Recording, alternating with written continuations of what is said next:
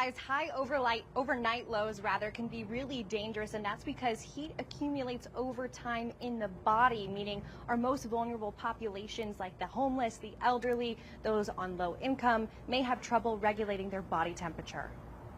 I'm ready to lay on this thing, the asphalt, and I'm gonna die.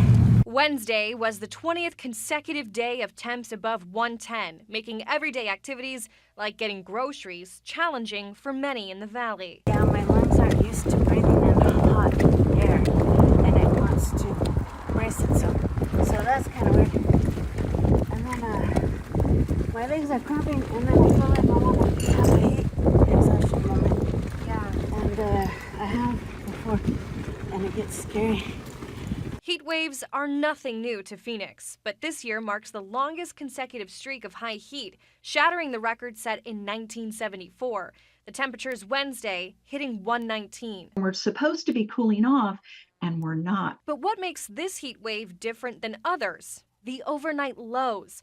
Last night, the lowest overall temperature, 97 degrees, a new all-time record high. Phoenix has one of the largest magnitudes of urban heat island in the world. And what that means is the sidewalks and the asphalt, the parking lots and those kinds of things on the ground in our buildings, they're holding on to that sunlight and they're releasing it very slowly at night.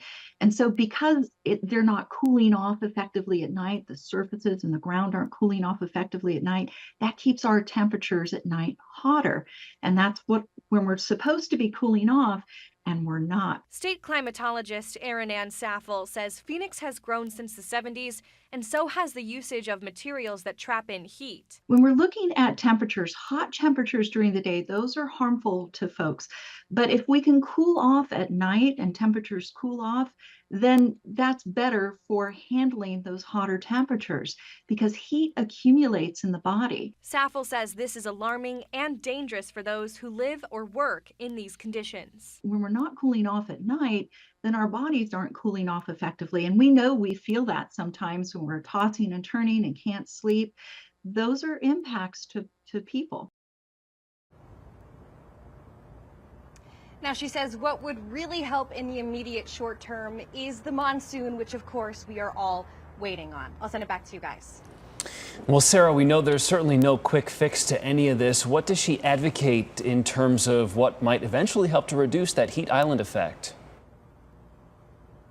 Well, she said that research has shown that painting your roof white or buildings white can help lower overnight temperatures. She says more trees that provide shade can also help in the long term. Reporting live in Phoenix, I'm Sarah Robinson for Arizona's Family.